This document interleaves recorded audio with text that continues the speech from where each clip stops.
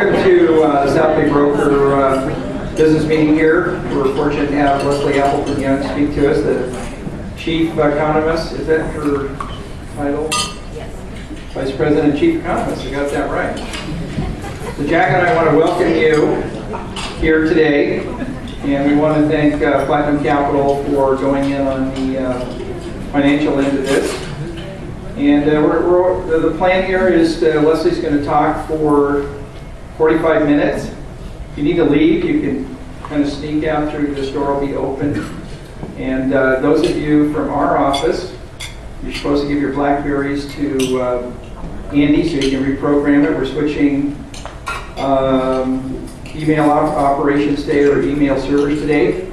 So not only will you come out with a splash of cold water with regard to the economy, you won't be getting emails when you leave. And then for our brokers, we're going to go see some properties immediately thereafter, and that'll be the total sum of our business meeting this morning. So without further ado, I'd like to introduce Leslie Appleton-Young.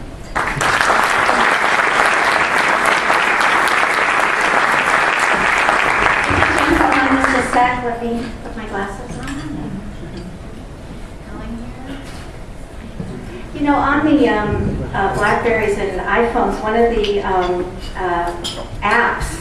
applications that CAR came out with 2 weeks ago that's free to realtors is an app that you can install on an iPhone or a Blackberry, although the iPhone looks a lot cooler, that enables you to get data on the housing market and interest rates and all that great stuff. So if you're at a cocktail party and someone asks you something about the market, you can pull it out and go. So if you go on our website, you can find out about that. Anyway, I want to thank South Bay Brokers and Jim and Jack for the invitation to be here, and I want to thank Sunny for the wonderful copying, which every group does not get these beautiful copies. So I hope that's helpful, and I have to just say hi to Annette Groff, who's been my friend for over 20 years. So that's really been a byproduct of my job at the California Association of Realtors. I've worked there for 25 years, and I have a wonderful life because of it. So anyway, I'm really delighted to be here for all kinds of reasons.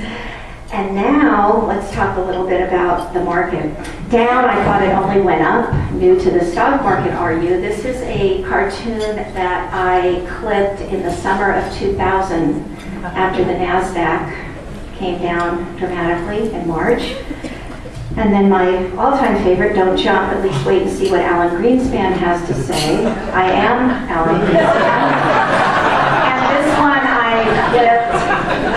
And I actually talked to a realtor yesterday who used this in one of his presentations, and he was able to find out, and actually you can kind of see it there, 1998. So we'll be saying a little bit more about Alan Greenspan later. I think in a market like this, it's important always in life and in economics to have a long-term perspective. So here's a look at the ebb and flow of the U.S. economy going back to 1948, and you can see that we've had quite a few cycles. And looking more kind of closely at where we are right now, the fourth quarter of 08 and the first quarter of 09 firmly convinced us of what we knew already, and that is we are in a very, very significant downturn. The key kind of weight, if you will, has been consumer spending. And one of the bright spots of the economy, and some of you may have read the article in the UCLA forecast that came out yesterday, is the fact that you are seeing some life in the consumer sector again. But the reason consumer spending is so critical is that over 70% of economic activity is directly tied to the consumer's willingness and ability to open that purse or open that wallet and spend some money. If you look at fixed non-residential investment, which is essentially capital spending by the corporate sector, you can see that's still a fairly big drag on the economy. And if you look at the trade sector, you know, one of the nuances of this cycle is that the global economy has all been part of this. So there's no kind of counter-cyclical help coming from our trade sector, for example, because our trading partners are in almost as much or more trouble than we are. So the trade sector isn't helping. And it really is the government sector, although you're not seeing an increase in the first quarter. I'm guaranteed with the stimulus package that was passed earlier this year, you are going to see some juice coming from their federal government. One of the biggest challenges California has is that at the time we need it the most, our state government is going to be moving in the other direction. It's not going to be able to stimulate the economy. In fact, it's going to be dampening economic growth because we are in a structural divide. It's what, 22.3 or 24.3, what, over $22 billion structural deficit in California. So I'll be saying more about that a little bit later. Here's just a look at the quarterly data on consumer spending, so you can see the big pull downs we have that are consistent with the GDP numbers, and then an increase of 1.6% in the first quarter of this year. So that looks good. We've also had improvement in consumer confidence, which is that monthly survey by the Conference Board when they interview households and ask them about how they're feeling about today, the present situation index, and then their expectations of the future.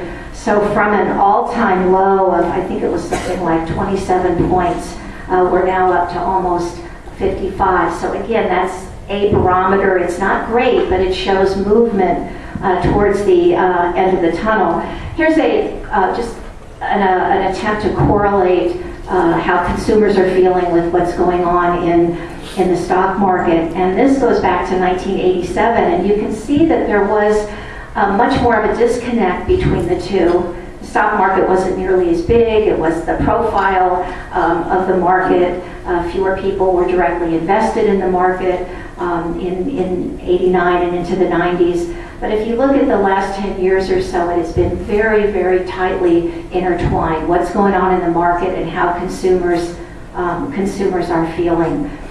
Unemployment rate heading way up. We're likely to see by the end of this year the California unemployment rate above 12%. And there are some counties in California where we are already above 12%. Nationally, we're eking towards a 9% unemployment rate, and this is the real pain felt in the economy. The downturn, as measured by unemployment, started earlier in California than the rest of the country, and the county where it started first, does anyone have a guess? Orange County, because Orange County had quite a few subprime lenders headquartered in that county, as well as residential developers. So they started to feel the hit in 2006, and that's why you see this year-to-year change in employment in California start to go down before you're seeing it nationally. Here's the latest data available for California, April to April. We've lost slightly over 700,000 jobs in the state. 700,000 in Southern California. The drop has been, obviously the bulk of it, about 379,000, a drop of about 4.5%. Here's a look at Los Angeles County, and we're starting to approach the kind of job losses that we saw in the early part of the 90s. Now, if the stimulus plan is as successful as I think Washington and the rest of us obviously hope, this will not go on as long as the experience in the early 90s.